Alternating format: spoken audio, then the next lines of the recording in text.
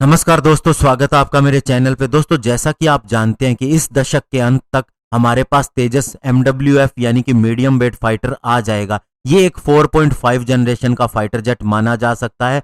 हालांकि इसमें अभी डाउट है कि ये 4 जनरेशन का होगा या 4.5 जनरेशन का। ऐसे में दोस्तों, चाइना ने already 2 5th generation fighter jet बना लिए हैं और आगे हो सकता है कि ये पाकिस्तान को भी सेल कर दे।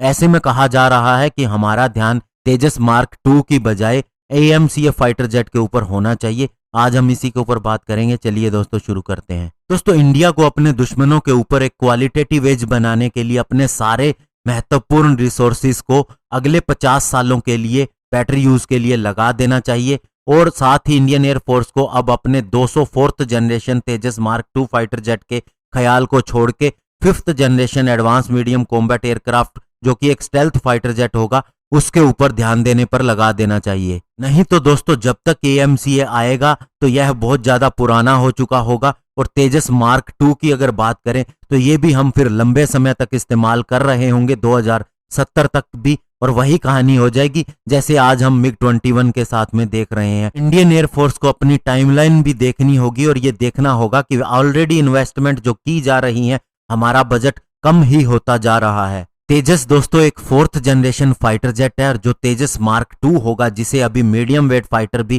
कहा जा रहा है क्योंकि इसके अंदर डबल इंजन होगा, ये 2023 तक माना जा रहा है कि पहली फ्लाइट इसकी होगी। ये पूरी तरह से नया फाइटर जेट होगा और अभी defence research and development organisation, Hindustan aeronautics limited और अन्य जो इसके अंदर इन्वॉल्व हैं वे बताती हैं कि इसे टाइम पे डिलीवर कर दिया जाएगा, लेकिन ये ऐसी चीज है जिसके लिए वे माने नहीं जाते। इसके अलावा तेजस मार्क 1A वर्जन भी है जिसका हमने 83 फाइटर जेट के लिए ऑर्डर देना है। वे भी दोस्तों 2022-23 से पहले फ्लाई नहीं कर सकते। हम जो तेजस मीडियम वेट फाइटर जेट बनाना चाह रहे हैं, इसके अंदर तेजस मार्क 1 और तेजस मार्क 1A के लिए डेवलप की गई टेक्नोलॉजीज को ही ऐड किया जाएगा और साथ ही एक नया फाइटर जेट बनाया जाएगा जिसके अंदर बहुत ज्यादा टेस्टिंग भी होगी। ऐसे में इसके अंदर काफी लंबा समय लगेगा और इसको पूरी तरह इंडक्ट होने में और प्रोड्यूस होने के अंदर कम से कम अगला दशक भी लग जाएगा। और इतना लंबा समय लेना इंडियन एयरफोर्स के लिए बिल्कुल भी अच्छा नहीं है क्योंकि ऑलरेडी हमारी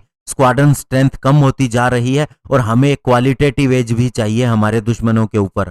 चाइना के पास 2 5th जनरेशन फाइटर जेट हैं, उसके पास एक twin engine heavy fighter J-20 already service के अंदर है और उसकी स्क्वाड्रन स्ट्रेंथ को भी बूस्ट कर रहा है। इसके अलावा चाइना एक medium wait 5th generation fighter jet को भी डेवलप कर रहा है जिसका नाम FC-31 बताया जाता है। इसके लिए एक्सपोर्ट का भी पोटेंशियल होगा और पाकिस्तान पहली कंट्री होगा जिसे ये एक्सपोर्ट किया जाएगा। और तेजस प्रोग्राम की डेवलपमेंट की बात करें तो इससे इंडिया को 10,000 करोड़ रुपए खर्च आया है और तेजस मार्क 1A की बात करें तो इसके अंदर भी कॉस्ट इन्वॉल्व हो रहा है। और जहां तक 83 मार्क 1A लेवल के तेजस की बात है तो ये डील 45,000 करोड़ रुपए में हुई है, अभी इस पर साइन होना बाकी है और इस हिसाब से एक फाइटर जेट 542 करोड़ रुपए या फिर $77 मिलियन का पड़ेगा। और इसी कॉस्ट का कंपैरिजन अगर हम अमेरिका के 5th generation fighter jet F-35 के साथ में करें तो दोस्तों कोई ज्यादा डिफरेंस नहीं आता क्योंकि उन्होंने अपने इकोनॉमिक स्केल को काफी ज्यादा छूट देके और साथ ही एफिशिएंट प्रोडक्शन मेथड का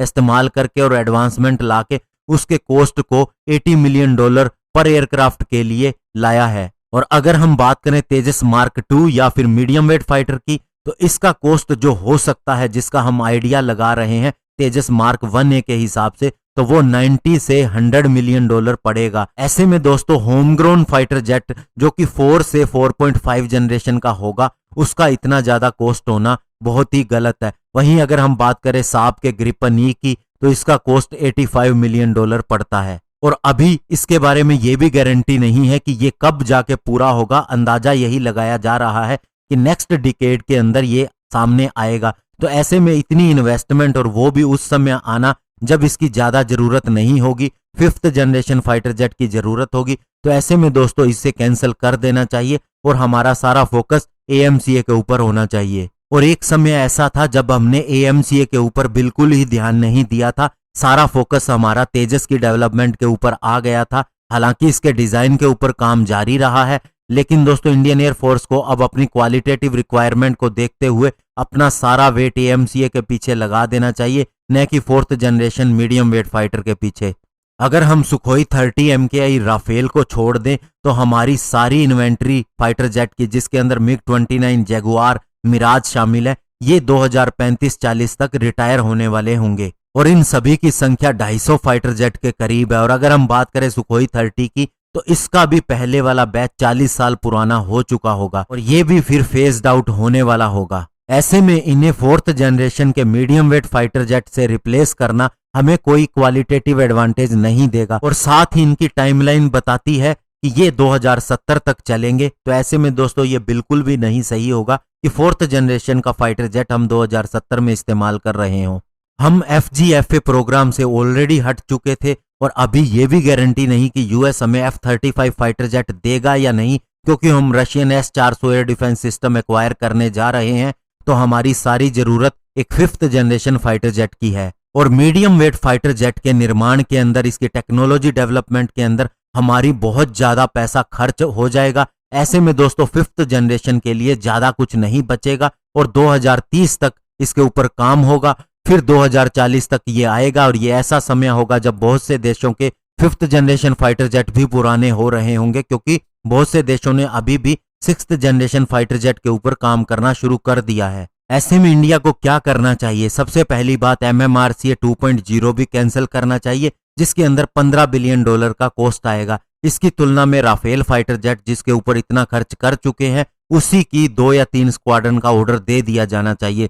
इसके अलावा जो 83 तेजस मार्क 1A है, इनका ऑर्डर दिया जाना चाहिए और इससे हमारी स्क्वाड्रन स्ट्रेंथ को बढ़ाना चाहिए और साथ ही अपना पूरा ध्यान AMCA के ऊपर लगा देना चाहिए, क्योंकि दोस्तों अगर ये सही समय पे नहीं आया तो फिर ये प्रोग्राम लेट हो जाएगा। फिर हम ऐसी सिचुएशन में फंस जाएंगे कि हमें 5th जनरेशन फाइटर जेट खरीदना ही पड़ेगा और हमारे पास एक ही ऑप्शन होगा, वो होगा रशिया का 5th generation fighter jet Su-57। और आप जानते हैं कि इंडिया इसकी डेवलपमेंट से खुश नहीं है, लेकिन फिर भी हमें सुखोई 30 की तरह ये लेना पड़ेगा और सुखोई 30 फिर भी कैपेबल है, लेकिन Su-57 5th जनरेशन के हिसाब से उतना कैपेबल नहीं है। धन्यवाद, जय हिंद।